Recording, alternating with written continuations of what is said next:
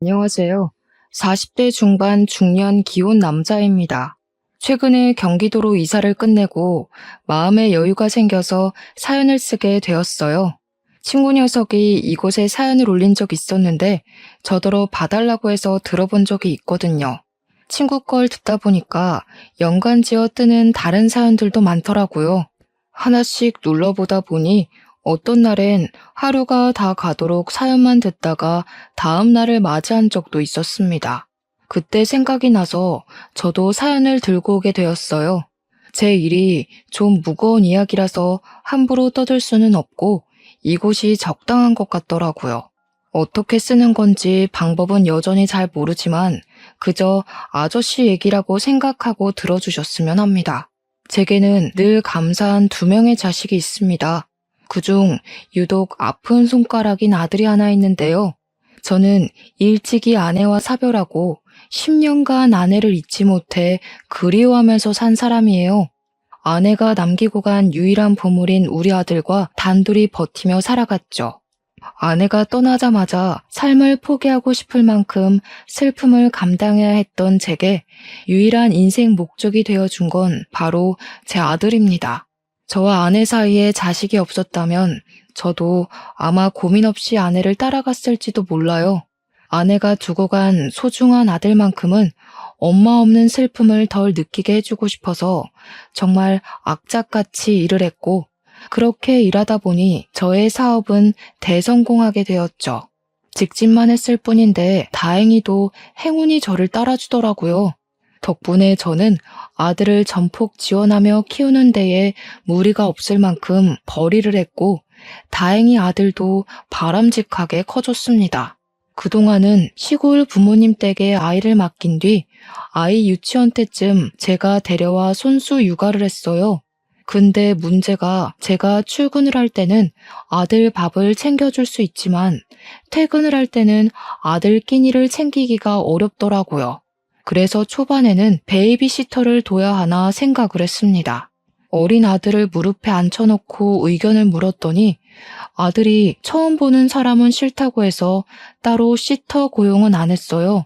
대신 제 부하 직원을 유치원에 보내 회사로 데려오라고 했고 제가 마칠 때까지 아들은 제 사무실에서 얌전히 놀다가 같이 귀가를 하곤 했어요. 당시엔 아들이 유치원생이었던지라 삭막한 회사 분위기가 갑갑했을 텐데도 생떼를 부리지 않더라고요. 그게 얼마나 고맙고 미안했는지 모릅니다. 그렇게 저는 제 아들이 초등학교에 입학하고 이제 막 막바지 학기를 다니고 있을 무렵까지 무난한 세월을 보냈어요. 심심한 세월이었지만 그만큼 저와 아들 사이에 안정이 깃든 것 같아서 좋았습니다. 계속 그대로였다면 나쁘지 않았을 텐데 어느 날 제게 예고 없이 새로운 인연이 불어왔어요. 그게 바로 아들의 담임 선생님입니다. 저보다 4살 정도 어렸던 선생님을 처음 봤을 때 겉모습부터 제 아내와 비슷한 점이 참 많아 보였어요. 목소리나 웃는 모습, 조신한 말투의 행동까지 죽은 제 아내를 떠올리게 하는 면들이 다분했습니다. 아내 생각하면 이러면 안 된다는 거 알지만 저는 아내를 많이 닮은 그분에게 흔들리고 말았어요. 분명 아내랑 다른 점이 있는데도 굳이 아내랑 닮은 점만 제 눈에 보이더라고요. 그래서 저도 모르게 아들 담임을 보고 과거에 묻어둔 제 아내가 다시 떠올랐고 학부모 상담을 하다가 그 선생님 앞에서 눈물을 보인 적이 있습니다. 창피했지만 그것이 제가 그분과 인연이 시작될 수 있었던 계기가 되었어요. 제가 선생님께 그동안 누구에게도 말하지 못했던 아내에 대한 그리움을 말했었는데 아마 선생님이 너무 잘 들어줘서 저도 모르게 술술 힘들었던 점을 말했던 것 같아요. 그 뒤로는 선생님이 제게 먼저 연락하면서 안부를 물었고 늘 혼자 있을 제가 적적할까봐 사람 사는 맛을 느끼게 재밌는 농담도 많이 해주었어요. 시간이 갈수록 선생님의 존재는 마치 환생한 아내라도 되는 것 마냥 제게 설렘을 주었습니다. 아내가 아닌 다른 여자를 그토록 기다려본 건 처음이었어요. 죽은 아내가 그리워서 괴로웠던 감정도 그 선생님만 만나면 깡그리 사라지곤 했기에 더 마음이 갔던 것 같습니다. 그렇게 저는 먼저 그 선생님께 고백을 했고, 감사하게도 한 번 결혼했던 저를 받아준 선생님 덕분에 연인이 될 수 있었습니다. 그 선생님이 바로 제 두 번째 아내가 되는 사람입니다. 지금부턴 그 선생님을 아내로 칭할게요. 아내에 대한 자세한 사정은 연애를 하면서 알게 되었는데 아내 또한 저처럼 재혼인 처지였어요. 저와 똑같이 아들이 하나 있다고도 했습니다. 기혼, 미혼이 제게 중요한 건 아니지만 아예 몰랐던 사실이라서 살짝 놀라긴 했어요. 그럼에도 저는 오히려 더 좋았습니다. 똑같이 자식을 둔 부모 감정을 공감할 수 있을 테고 배우자와 작별한 상처가 있는 거니 서로에게 마땅한 힘이 될 것 같았거든요. 사실 아내가 미혼이라고 했다면 제가 감히 청혼하진 못했을 것 같아요. 저한테 아이까지 있는 상황에서 신혼을 보내기도 전에 엄마가 되게 만들고 싶진 않았으니까요. 근데 아내한테도 저희 아들과 겨우 2살 차이인 아들이 있다고 하니 제 아들에게도 또래 형제가 생기는 셈이라 괜찮을 거라고 생각했습니다. 그런데도 처음엔 아들한테 설명하는 게 좀 많이 힘들었습니다. 제가 재혼 얘기하자마자 아들이 저보고 그냥 결혼 안 하면 안 되냐고 하더라고요. 아빠가 결혼 안 했으면 좋겠어? 왜? 아빠 생각에는 우리 아들한테 엄마가 있으면 참 좋을 것 같다고 생각하는데 학교 선생님이라서 그래? 그것도 그렇지만 그냥 별로야. 나는 아빠만 있어도 돼. 엄마 없다고 슬펐던 적 한 번도 없어. 지금처럼 나랑 둘이 살자. 저는 아들의 생각을 들어주긴 했으나 그뿐이었고 며칠에 걸쳐 아들의 마음을 돌리려고 노력을 했습니다. 아들이 좋아하는 피규어 선물도 해주고 맛있는 것도 사주고 아들의 학습도 많이 들여다봐줬어요. 하고 싶다는 레고 학원도 보내주었고요. 그리곤 그럴 때마다 슬쩍 아내 얘기를 꺼냈습니다. 아들은 결국 레고 학원 등록 덕분에 저와 아내의 관계를 허락해줬어요. 그 결정이 얼마나 힘들었을지 알기 때문에 그날 저는 아들에게 진심으로 고맙다고 꼭 안아주면서 표현했습니다. 그렇게 저는 아내에게 청혼을 했고 저희는 살림을 합치게 되었어요. 고맙게도 아내의 아들은 저더러 바로 아빠라고 해주더라고요. 아내 아들은 낯가림이 덜한 편인 것 같았습니다. 반대로 저는 아들이 저와 아내의 사이를 허락해줬다고 해서 아내를 바로 엄마로 받아들일 거란 기대는 안 했어요. 역시나 아들은 자기 담임 선생님을 갑자기 엄마라고 부르려니까 많이 낯선 것 같더라고요. 게다가 없던 동생이 생긴 것도 좀 불편해했고요. 저희 아들이 낯을 많이 가리는 편이라는 건 이미 베이비시터 싫어할 때부터 느끼긴 했습니다. 당연히 재혼 가정에선 자식들이 가장 적응 못하는 게 당연한 거란 말을 들었기에 아들에게 따로 잘 지내보라고 강요하지도 않았어요. 근데 아들의 고심이 길어질수록 저보단 아내의 마음이 더 안 좋을 것 같더라고요. 미안해요. 애가 원래 마음의 문을 잘 안 여는 타입이라. 아마 시간 지나면 분명 우리 가족 받아들일 거예요. 내가 아들한테 결혼 허락받는 것도 오래 걸렸지만 해냈잖아요. 당연하죠. 그런 것도 모르고 이 결혼했을까 봐요? 걱정도 많네요. 저랑 첫째 사이는 우리가 알아서 할 테니까 당신은 하는 일에만 집중해요. 요즘 회사 바쁘잖아요. 제 아들은 엄마라고 말하길 늘 미루고 동생도 피해 다니며 방에만 틀어박혀 있길 다반사였지만 아내는 항상 그런 제 아들을 이해해주는 고마운 사람이었습니다. 아내와 재혼을 하기 전만 해도 저는 아들밖에 모르고 아들만을 위해 사는 사람이었는데 아내를 만나고 나서부턴 저 또한 누군가에게 오랜만에 챙김을 받으니까 노고가 확 풀리는 느낌이더라고요. 제가 미처 못 챙겨줬던 엄마의 몫까지 아내가 나서서 제 아들을 신경 써줬어요. 저는 그게 항상 분에 넘치게 고마워서 아내에게 더 잘했습니다. 그래서 아내한테 앞으로 내가 번 돈으로 충분히 내 식구 잘 살 수 있으니 일도 이제 그만하고 집에서 가정에만 충실해 줄 수 있냐고도 물었어요. 제가 용돈이랑 생활이 줄 거고 집안일도 절대 관여하지 않겠다고 자유롭게 지냈으면 좋겠다고 권유를 했거든요. 그러니 다행히 아내가 좋다고 해주더라고요. 자기 커리어를 과감하게 버려야 하는 부분이기도 한데 아내는 흔쾌히 우리 가족을 선택해 주었습니다. 아내는 정말 마음씨가 좋아서 혀를 내두를 정도로 제게 내조를 했어요. 제가 그날부터 배달 음식으로 점심을 먹지 않고 아내가 싸주는 도시락을 먹었잖아요. 고생하는 것 같아서 이렇게까지 안 해도 된다고 해도 아내는 그저 좋아하는 만큼 해주고 싶은 거라며 말도 참 예쁘게 했습니다. 저만 경제활동 시키는 게 미안하다면서 제가 움직이는 시간엔 아내도 움직이고자 노력하는 모습을 보여주는데 얼마나 사람 좋아 보이고 사랑스러웠는지 몰라요.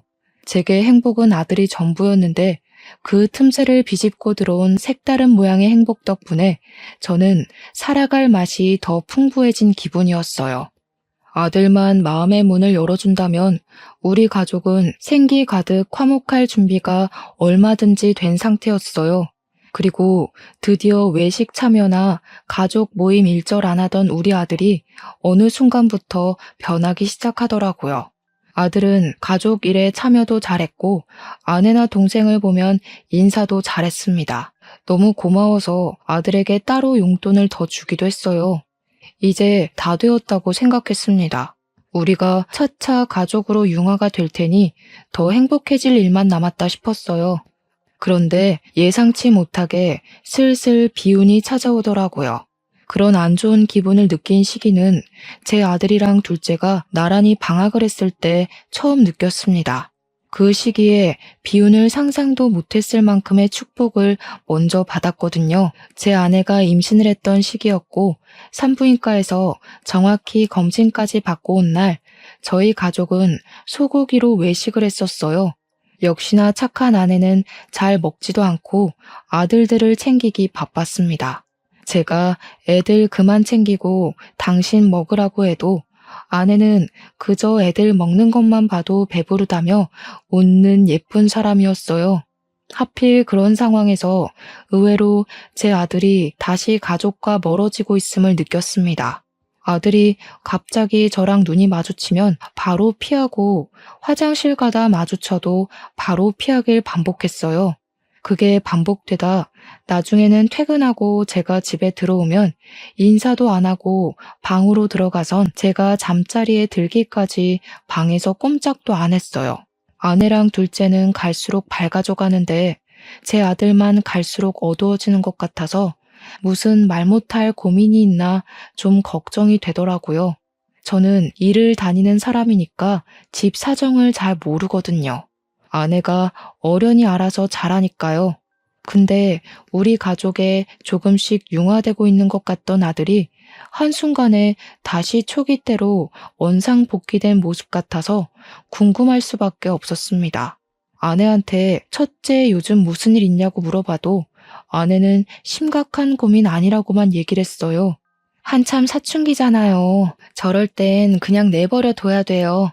저번에 제가 밥 먹으라고 한마디 했다가 애가 놓고 좀 하라고 얼마나 큰 소리를 치던지. C컵한 뒤로는 저도 첫째가 많이 조심스러워요. 아무래도 사춘기가 심하게 온 것 같아요. 아내에게 물어도 사춘기라는 답 말고는 별달리 뾰족한 정보는 없었습니다. 결국 제가 직접 아들이랑 말해보는 게 좋을 것 같아서 한날 아들 방에 들어갔는데요. 아들 방도 결혼하기 전에는 많이 들락날락했는데 결혼하고 나서는 거의 들어가 본 적이 없어서 오랜만이었습니다. 들어가니 아들은 한참 공부를 하고 있었어요. 제가 들어가도 누가 방에 들어왔는지 확인도 안 했고 오히려 더 책에만 눈을 박았더라고요. 그게 꼭 아무랑도 말하기 싫다는 의사표시로 보였습니다. 공부를 방해하면 안 될 것 같았지만 당시 시간을 잘 낼 수 없던 저는 시간이 난 김에 아들과 대화를 하고 싶었어요. 제가 조심스레 아들에게 말을 걸자 아들은 저를 의외의 인물 보듯 눈을 끔뻑거리며 쳐다봤어요. 아, 아빠였어? 하는 물음마저 저를 의문스럽게 만들었습니다. 아빠가 너무 오랜만에 아들 방 찾아왔지? 그동안 바빠서 인사도 잘 못했네. 아빠인 줄 몰랐어? 혹시 엄마 기다린 거야? 아니, 정신 나갔다고 그 아줌마를 기다리겠어? 나 그 아줌마 싫어. 제발 내 방에 함부로 좀 들어오지 말라고 해. 그리고 나 이제 밥도 따라 먹고 싶어. 그 아줌마 가식 떠는 거 보기 역겨워. 아들이 망설임 없이 아내를 아줌마 취급하며 욕을 하는데 그런 아들에게 오히려 제가 서운함을 느꼈습니다. 좋아져가는 가정 분위기에 찬물을 끼얹은 아들이 밉기도 했고 아들이 조금씩 아내랑 둘째를 받아들이는 줄 알았는데 사이가 더 틀어져 버린 것 같아 실망하기도 했기 때문이죠. 그래도 최대한 화는 내지 않으려고 했습니다. 아들에게 차분차분 엄마라는 존재를 이해시키려고 애를 썼어요. 엄마랑 동생도 다 너처럼 우리가 낯설어. 너만 그런 거 아니야. 그런데도 엄마랑 동생은 너를 아들로 인정하고 형으로 대해주잖아. 근데 왜 넌 노력조차 안 하려고 해? 누가 처음부터 서로가 마음에 들고 잘 맞겠어? 그런 건 피가 섞였다고 해도 어려운 거야. 엄마가 양보하는 것처럼 너도 좀 배려해주면 안 되겠니? 저는 나름대로 아들의 마음을 다치게 하지 않으려고 안간힘을 쓰며 조심스레 말했습니다. 그런데 오히려 그것이 사춘기인 애한테 부작용을 일으킬 줄은 몰랐어요. 아들은 제 노력에도 다짜고짜 짜증을 내며 아내가 무섭다고 말했던 것처럼 성질을 부렸어요. 아빠, 저 아줌마한테 진짜 넘어갔어? 우리 엄마 벌써 다 잊은 거야? 저딴 게 무슨 엄마라고. 아빠는 저 아줌마한테 콩깍지 씌웠으니까 모르겠지. 저 아줌마가 아빠 시중이나 들려고 이 집에 들어온 줄 알아? 아들이 저한테 대든다고 목청을 높이는 바람에 거실 밖에 있던 아내랑 둘째가 놀라서 들어왔어요. 근데 거기다 대고 아들이 아내랑 둘째한테 자기 방 함부로 들어오지 말라고 소리를 쳤어요. 그런 아들을 보며 저도 모르게 기강 잡는다고 안 하던 짓을 해버렸습니다. 제 손이 이미 첫째 뺨을 갈겼을 때 제가 정신이 번쩍 들었어요. 방 안에는 정적이 찾아왔습니다. 때린 그 순간 저도 놀라서 멈칫했는데 무엇보다 아들이 많이 놀란 것 같더라고요. 저는 아들과 단둘이 지내면서 한 번도 다툰 적이 없고 오히려 서로 챙겨주지 못해 안달난 부자관계였습니다. 더 행복하려고 시작한 이 재혼 생활이 왜 점점 불행해지고 있는 걸까? 그때 그런 생각을 했었어요. 제가 아들에게 아무것도 못해주고 있을 때 아내가 뒤늦게 첫째를 챙긴다고 쪼르르 다가가 아픈 곳을 살피면서 정적이 풀렸습니다. 여보, 아무리 그래도 애한테 손을 대면 어떡해요? 나 때문에 그런 거죠? 나는 괜찮다고 했잖아요. 애들은 당연히 받아들이는 시간이 더딘 건데 자꾸 재촉하면 어떡해요? 이 어린 걸 때릴 때가 어딨다고. 당신 이렇게 무서운 사람이었어요? 반항도 적당히 해야지. 잘못했으면 혼이 나야 되는 거야. 내가 너무 아들을 오냐오냐 키웠어. 이참에 말 안 들으면 매 맞을 수 있다는 거 알았으니까 더는 안 기어오르겠지. 말이라도 아빠가 실수했다. 그 한마디 했다면 아들에게 상처를 덜 줄 수 있었을까요? 왜 당시 제 입과 마음이 자꾸 반대로 표현되는 건지 저조차도 저를 제어하기가 어려웠습니다. 그 와중에 아들은 눈물까지 보이면서 저를 원망스럽게 쳐다봤어요. 끝까지 자기는 잘못한 거 없다 의견을 굽히지 않더라고요. 아빠한테 실망이야. 아빠가 겨우 이 정도밖에 안 되는 사람인 줄 몰랐네. 처음부터 아빠를 믿는 게 아니었어. 아빠는 저런 가짜 가족 끼고 웃음이 나올지 모르겠는데 나한테까지 아빠 감정 요구하지 마. 제가 아들에게 실망했듯 아들도 제게 많이 실망한 듯해 보였습니다. 아들은 자기 편 들어주는 아내를 뿌리치고 둘째까지 고의적으로 밀어버리며 방을 박차고 나갔습니다. 그 뒤부터 아들과 저는 생전 처음으로 남과 같은 사이가 돼버렸죠. 아들과 같은 곳을 바라보고 있는 줄 알았는데 사실 저 아들은 중간 지점에서 겨우 한 번 접점이 있었을 뿐 그저 삐딱선으로 멀어지고 있었나 봅니다. 아들이랑 대판 싸운 뒤로 아들이 아예 저를 상종하려고 하지 않아서 사과할 기회조차 못 잡고 있었습니다. 그래도 저는 제가 나름 아들에게 먼저 손을 내밀고자 타이밍을 계속 놓치지 않고 있었어요. 그렇게 시간이 지날수록 아들에 대한 서운함은 다 사라지고 그저 제가 어른으로서 좀 더 포용적이지 못했다는 생각에 자책만 되었습니다. 아들과 다투고 일주일이 지났을 때 이렇게 더 시간을 보내다간 아들과 영원히 남이 되어버릴 것 같아서 저는 마음을 먹었어요.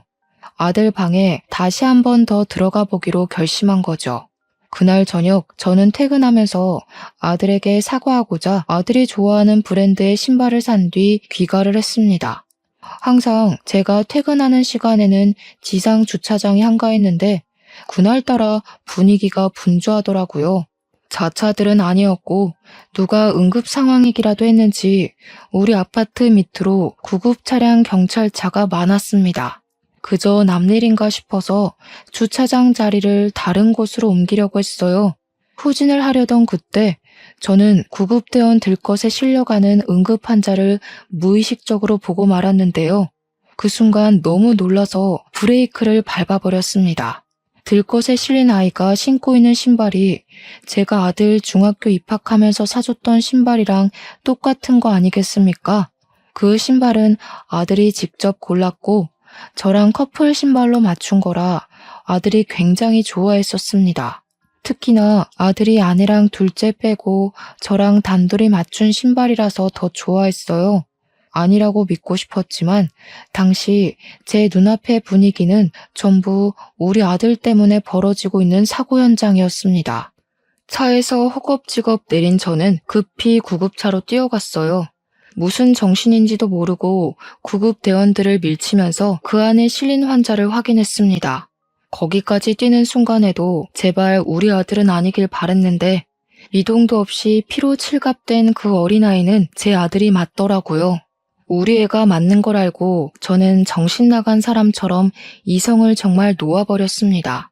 저를 뜯어말리는 구급대원을 붙잡고서 도대체 무슨 일이냐고, 애가 왜 이러냐고 아무 직원을 붙잡아 소리를 고래고래 질렀어요. 그 어떤 말도 침착하게 듣기 어려웠던 정신이어서 당시 구급대원이 뭐라고 얘기했는지 정확히는 기억이 안 나고요. 단지 추락사고로 추정된다는 그 말만 제 머릿속에 강력히 남았어요. 정확한 경위는 경찰에서 밝혀준다면서 저더러 보호자니까 일단 같이 가자고 하더라고요. 추락사고라니 이게 무슨 일인가 싶었습니다. 대체 왜 우리 아들이 어쩌다가 당장 모든 사실을 알아내고 싶었지만 제가 미처 그런 깊은 내막까지 파악할 정신은 없었습니다. 그저 피로 범벅된 우리 아들 손을 잡고 제발 목숨만 살려달라 그렇게 빌고 빌기만 했어요. 아들이 예전에 저한테 이런 가짜 가족이랑 살 바에는 죽는 게 낫겠다. 성인 되면 가족이랑 연 끊을 거다. 이런 소리를 한 번씩 했었는데 그것 때문에 스스로 나쁜 생각을 했던 걸까 싶었어요. 제 선에서 생각할 수 있는 최대한의 예측은 그것뿐이었습니다. 만약 그 사실이 맞다면 너무 준비도 안 된 아들한테 제 방식을 밀어붙인 것 같아서 죄스러웠어요. 자책에 빠져있을 동안 어느새 병원에 도착했고 아들은 빠르게 수술 준비에 들어갔습니다. 그리고 그 뒤에 아내랑 둘째가 병원에 나타났어요. 아내랑 둘째는 당시에 장 보러 간다고 집에 없었다고 하더라고요. 그래서 저한테 늦게 연락받고 병원을 온 거였어요. 첫째 사고 소식에 엉엉 울던 아내도 많이 놀랐는지 수술실 앞에서 다리 힘이 풀려 쓰러져 버렸습니다. 태윤아, 대체 이게 무슨 일이야? 엄마가 아직 엄마 노릇도 못 해줬는데. 여보, 우리 태윤이 괜찮은 거 맞죠? 수술만 하면 다 괜찮아지는 거죠? 저는 오열하는 아내를 부축하면서도 위로를 해주지 못했어요. 이미 저도 아들 걱정에 정신을 차릴 수가 없었고 눈이 팅팅 부을 정도로 많이 울었으니까요. 아들이 사고 난 그날이 제 생에서 가장 괴로운 날이었습니다. 아내가 사고로 죽었던 때와는 또 다른 고통이었어요. 그런데요, 저랑 아내가 오느라 정신이 없어서 몰랐는데, 둘째가 가만히 저희를 지켜보고만 있더라고요. 희한하게도 둘째는 원래 눈물이 없는 건지 아니면 아직 형제애가 생길 만큼 우리 아들에게 마음이 적었던 건지 자기 형 목숨이 위태로운데도 일절 슬퍼하는 기색이 없었습니다. 오히려 저랑 아내를 이해 못하는 눈빛으로 보는 것 같았어요. 하지만 둘째도 겨우 초등학교 5학년으로 어린 나이였고 이런 상황이 어떤 건지 실감을 못해서 그런 거라고 생각해 넘겼습니다. 그렇게 무사히 수술을 끝내고 나온 제 아들은 장애를 얻게 되었어요. 아들이 지적장애 3급 판정을 받을 만큼 뇌 기능이 도태되어 버린 것인데요. 공부 잘했던 우리 아들 생각만 하면 너무 속상한 일이었지만 일단은 살아준 것만으로도 그냥 고마웠습니다. 한숨 돌린 저는 아직 의식이 없는 우리 아들 얼굴을 쓰다듬으면서 한참이나 미안하다고 중얼거렸어요. 제가 여태까지 누굴 위해서 살아왔는데 앞으로도 누굴 위해서 살아야 할지 아는데도 제가 바보 같은 실수를 했다고 자책했고 대답 없는 아들을 향해 아빠가 다 잘못했다고 그렇게 빌었습니다. 그때도 아내가 제게 위로를 해주었어요. 아들이 사고 난 건 제 탓이 아니니 너무 스스로를 탓하지 말라면서 아들이 깨어나면 더 속상할 거라고 말이죠. 그래도 아들을 살려놓고 나니 이제 좀 주의가 보이더라고요. 마음이 놓여서 아내랑 둘째에게 신경 써줘서 고맙다고 했고 오늘은 나만 아들 곁을 지킬 테니 아내와 둘째에겐 집에 가서 쉬라고 했습니다. 아내가 제 곁에 있어주겠다고 했지만 거절했어요. 혹시라도 아들이 깨어나면 최대한 스트레스 되는 자극은 없도록 하고 싶었으니까요. 그렇게 식구들을 보내고 저는 아들의 손을 꼭 잡고 앉아만 있었습니다. 아들 얼굴을 가만히 바라보다 보니 제가 아들의 웃음 모습을 못 본 지 오래됐다는 걸 알았어요. 도대체 내가 아들한테 무슨 짓을 했길래 웃음까지 잃게 만들었을까? 결국 모든 게 제 탓이란 것도 알았습니다. 아들이 깨어나기만 하면 더 이상 아무것도 욕심부리지 말고 아들이 원하는 뜻을 들어주겠다고 마음먹었어요. 설령 아들이 아내랑 둘째를 계속 거부한다고 해도 제가 해결할 수 있는 선에서 제 아들이 바라는 대로 해줄 생각이었습니다. 그리고 아주 늦은 밤 병실이 습한 것 같아서 가습기를 켜고 있을 때였어요. 마침 경찰한테 연락이 왔더라고요. 그때 저는 경찰에게서 충격적인 사실을 듣게 됩니다. 경찰은 우리 아내가 제 아들을 고의적으로 사고나게 만든 것 같다고 얘기를 했어요. 그리곤 그날 아파트 복도와 계단 CCTV를 보곤 수상한 장면이 포착되었다고 했는데요. 제 아들이 가장 먼저 집을 나왔는데 그 뒤로 아내랑 둘째가 급하게 쫓아나와서 제 아들 뒤를 쫓았다고 해요. 그렇게 사라진 곳은 다름 아닌 옥상이었다고 합니다. 여기까진 문제가 없었어요. 그런데 반대로 옥상을 나오는 영상이 이상하다고 했어요. 분명 올라갈 땐 셋이었는데 내려올 땐 아내랑 둘째 둘이서만 내려왔고 그 뒤로 아들 신고가 접수될 때까지 아들이 내려오는 영상은 찍히지 않았다고 했어요. 경찰이 확신을 준 건 아니지만 구구절절 말해주는 정황을 들어보면 아내가 제 아들을 옥상에서 밀어버렸다고 하는 것처럼 들렸습니다. 그래서 그렇게 얘기하고 있는 게 맞냐고 물어보면 경찰이 맞다고 수긍을 했어요. 그 말을 듣자마자 충격을 받았지만 저는 경찰에게 그럴 리 없다고 착오가 있던 게 아니냐고 할 수밖에 없었습니다. 아내는 누구를 해할 사람이 아니었고 우리 아들을 무엇보다 친자식으로 보듬었으며 아들이 수술실 들어갔을 때도 실신할 것처럼 울기까지 한 사람이에요.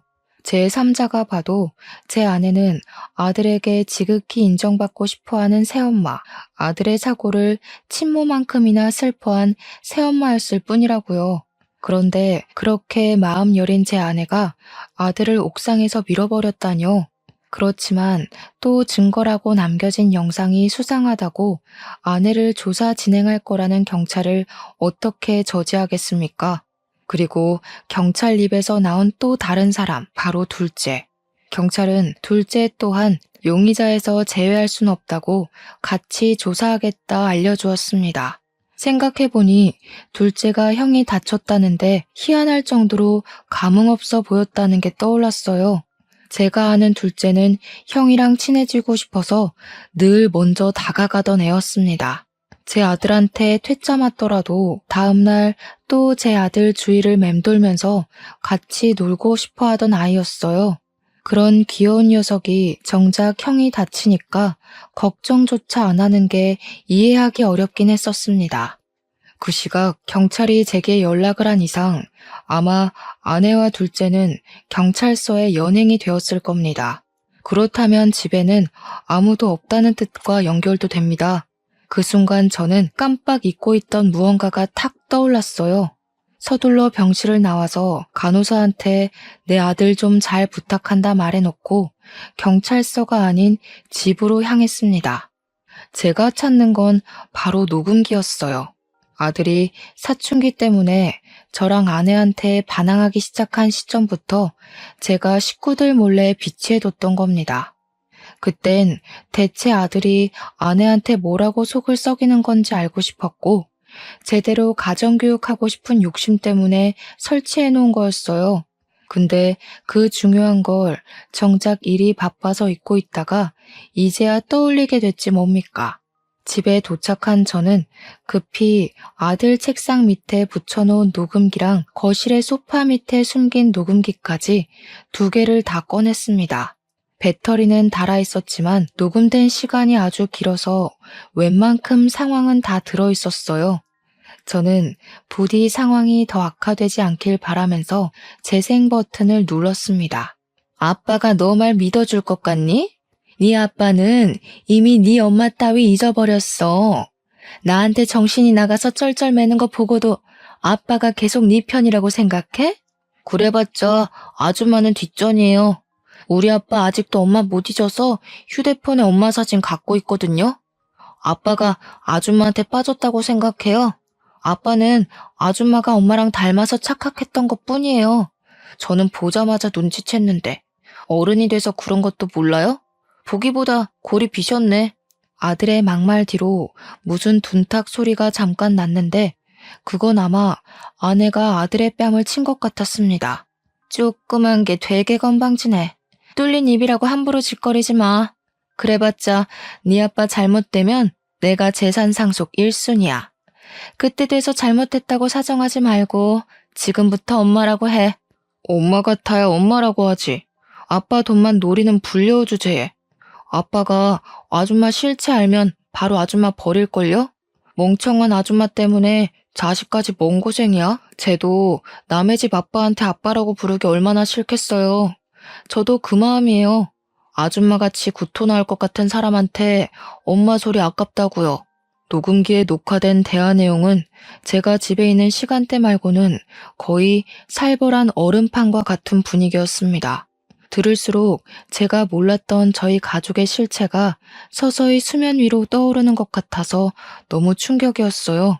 뿐만 아니라 녹음기 수명이 길었는지 아들이 사고 났던 그 당일에도 녹음이 되어 있더라고요. 나 임신한 거 알지? 네 아빠는 이미 너한테 마음 떴어. 앞으로 뱃속에 애까지 태어나면 네 아빠는 지금보다 더 너를 정신 나간 놈 취급할걸? 그러다 결국 호적까지 파이면 어쩌려고 그러니? 네가 잠자코 내 말 따르면 적어도 내가 너 버림받는 거 막아줄 수 있는데. 호적 파시던가요. 저도 아빠한테 말은 해볼게요. 아줌마가 아빠 재산 뺏으려고 벼르고 있다고 하면 아빠가 뭐라고 할지 궁금하네요. 우리 아빠 돈 욕심 부리는 사람 극도로 싫어하는 거 알려나 모르겠네. 어쨌든 녹음도 했으니까 아빠가 제 말을 안 믿진 않겠죠. 아들 말을 끝으로 투닥거리는 소리가 났는데 아무래도 아내가 아들에게 득달같이 달려들어 휴대폰 뺏으려는 소리 같았습니다. 휴대폰 가지고 갑자기 다툼이 벌어지는 것 보니 아들은 당시 휴대폰으로 아내의 실체를 녹음을 했던 것 같았어요. 어쩐지 경찰이 지난번에 아들 휴대폰이 없다고 혹시 봤냐고 물어본 적이 있었는데 그땐 그저 아들 사고 때문에 정신이 없어서 뭐든 생각할 겨를이 없었습니다. 그 뒤로 아들이 아내를 피해서 옥상으로 도망쳤던 것 같고 그걸 아내가 둘째 데리고 쫓아간 듯 했습니다. 옥상에는 CCTV나 제가 설치했던 녹음기 따위가 없어서 그 이후에 무슨 일이 일어난 건진 알 수 없었어요. 그곳에서 우리 아들이 혼자 아내를 상대하다가 사고를 당했다고 생각을 하니 너무 가슴이 아팠습니다. 불행 중 다행인 건 아들이 추락하는 장소에 우거진 풀떼기가 많아서 목숨은 건질 수 있었다네요. 모든 사실을 알게 된 저는 아들에게 미안해서 이 충격적인 사실을 혼자 감당하게 했다는 게 죽을 만큼 미안해서 아들이 깨어날 때까지 그렇게 괴로웠습니다. 단순히 저의 잘못된 판단으로 아들만 피해를 본 거잖아요. 그럴수록 저는 아내를 용서할 수가 없었어요. 하나부터 열까지 아들의 말이 전부 맞았던 만큼 확실하게 아내를 엄벌하고 싶었어요. 어떻게 그 어린애를 상대로 어른이 그런 용심을 부릴 수 있단 말인가요? 저는 아내에게 의논 없이 제 집에서 아내 물건이랑 둘째 물건을 빼기 시작했어요. 이혼 소송도 그날 바로 신청했습니다. 그리고 아내를 진심으로 제 가족으로 여기기 위해서 제 사망보험금이랑 첫째 사망보험금 수익자로 아내를 해놨거든요. 그건 아내도 마찬가지로 자신과 둘째의 사망보험금 수익을 저에게 돌려놨었고요. 일단 아내 앞으로 되어 있는 걸 모조리 다 제 앞으로 전환해 놓았습니다. 어쩌면 아내가 제 재산을 탐내기 이전에 아들 사망보험금까지 욕심냈을지도 모르겠네요. 그렇게 순식간에 제 주위를 도사리고 있던 끔찍한 아내의 흔적을 모두 지웠어요. 그리고 이틀째 조사에 불응하여 조사 진행이 안 되었던 아내에게 찾아갔습니다. 아내는 저에게만 보였던 착한 얼굴로 제게 매달리며 왜 이제 왔냐고 경찰이 자기 말 안 믿어준다면서 억울했어요. 아내를 보자 녹음기에서 들었던 악마의 목소리가 겹쳐 보였는데 제가 어떻게 저런 여자를 죽은 제 아내와 같다고 생각했는지 모르겠더라고요. 이혼하자. 내 아들한테 해코지한 살인마랑 한 입을 덮고 자기 구역질라. 대체 돈이 뭐라고 그런 얼굴로 나를 속였는지 모르겠다. 네 애를 생각해서라도 똑바로 살았어야지. 어떻게 너 같은 사람이 선생을 할 수가 있어? 아내는 제 말에 당황해서 일단 모른 척을 하는 것 같았어요. 무슨 소리냐고 묻길래 아주 침착하게 아내가 처한 상황을 설명해 주었습니다. 이미 당신 앞으로 이혼 소송했고 콩고물이라도 떨어질 재산 일체 없고 내 아들 살인미수한죄로 신고까지 했다고 말이죠. 그리곤 아내에게 녹음기 내용을 일부만 들려주곤 경찰한테 그것마저 제출을 했습니다. 멍청이가 아닌 이상 더는 모른 채 할 수 없었을 거예요. 아니나 다를까 아내가 정신이 나가서 본성을 드러냈는데 제가 이 순간을 얼마나 기다렸는지 몰라요. 결국 이럴 거였어? 내가 죽어라 당신 뒤치다꺼리 해주면 뭐해? 결국 당신 돈은 전부 그놈한테 갈 텐데. 그래서 내가 내 주머니 좀 챙기려고 했을 뿐이야. 그게 그렇게 잘못된 거야? 당신 사업체도 첫째한테 물려줄 생각만 했잖아. 내 아들이 병풍되게 생겼는데 그거 가만히 있을 엄마가 어딨어? 목소리 안 줄여? 뭘 잘했다고 큰 소리야. 겨우 이런 사람을 내 아들 엄마 시키려고 했던 게 쪽팔린다. 내 아들한테 이런 식으로 했구나.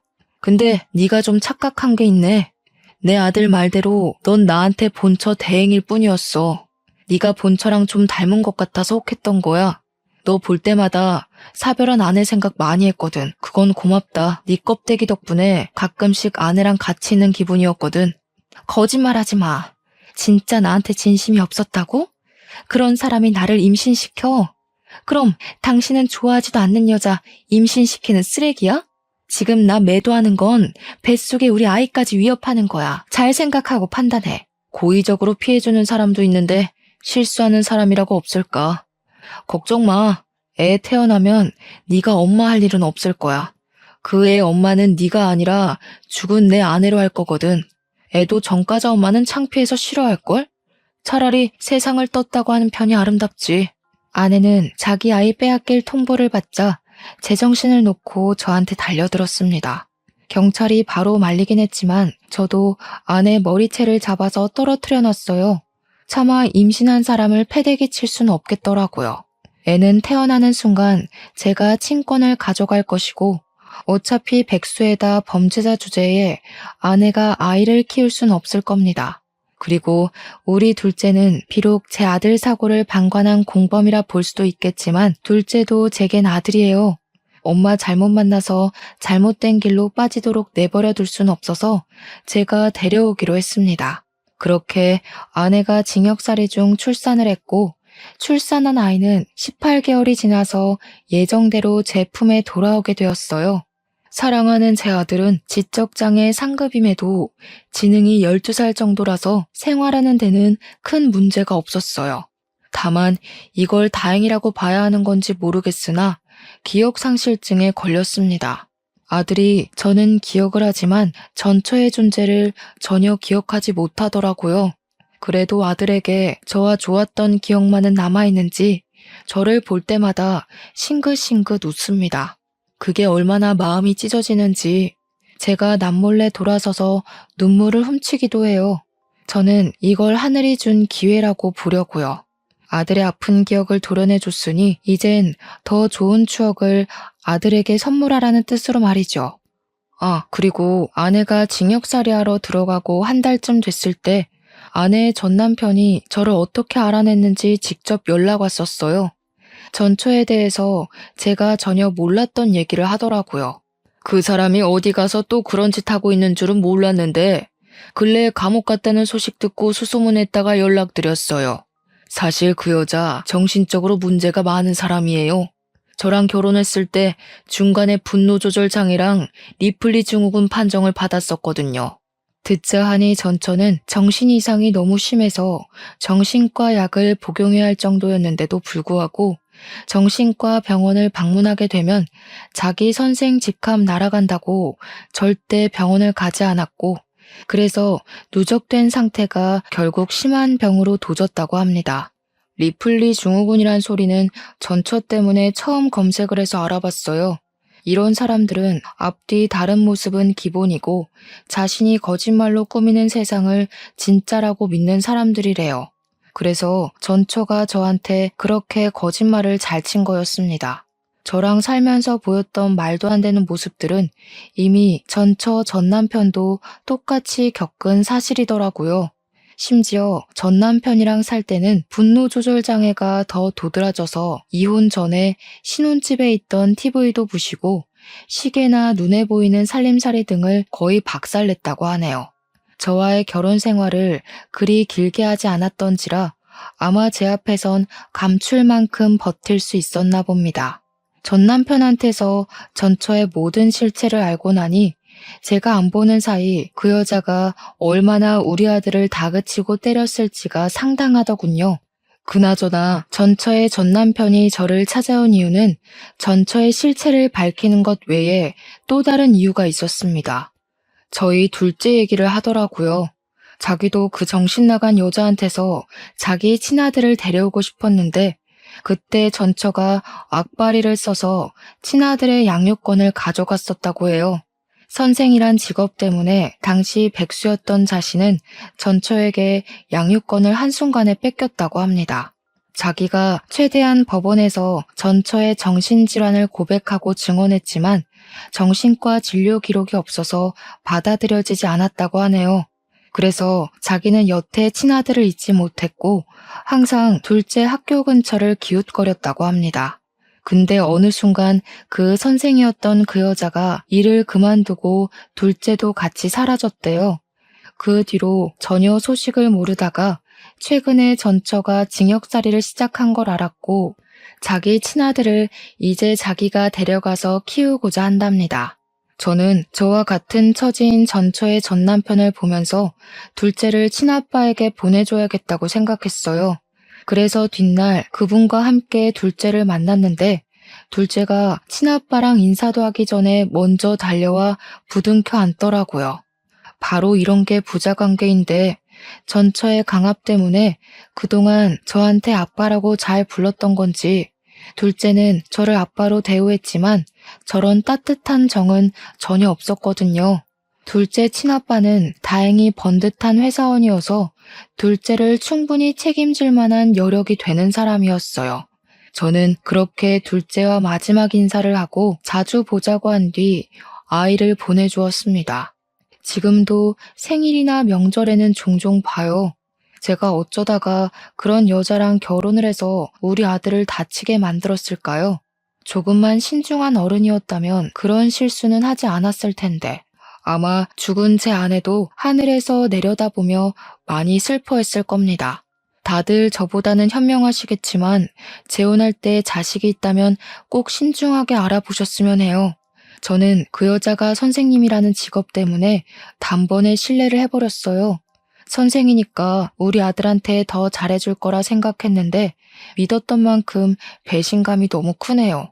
오로지 저 때문에 우리 아들은 평생 장애를 짊어져야 되는 인생을 얻었잖아요. 그 자체가 여전히 저를 괴롭게 합니다. 글을 쓰는 지금 이 순간에도 저는 계속 고통스럽지만 그래도 조금이나마 숨통을 열고자 사연으로 올려보네요. 앞으로 저는 평생 아들에게 사죄하며 살 거고 내 모든 건 아들의 것이고 제 목숨을 갈아서라도 우리 아들을 행복하게만 해줄 것을 이곳에다가 각서를 쓴다는 느낌으로 적습니다. 글을 마치는 이 시점에도 제 아들은 또 저를 보며 방긋 웃고 있네요. 아들이 요즘 퍼즐에 잔뜩 빠져 있는데 내일 오후에 교보문고 가서 퍼즐 사주기로 했거든요. 이제 그만 아들과 우리 막내 아기랑 저녁을 챙겨 먹어야 될 것 같습니다. 사연 들어주셔서 감사합니다.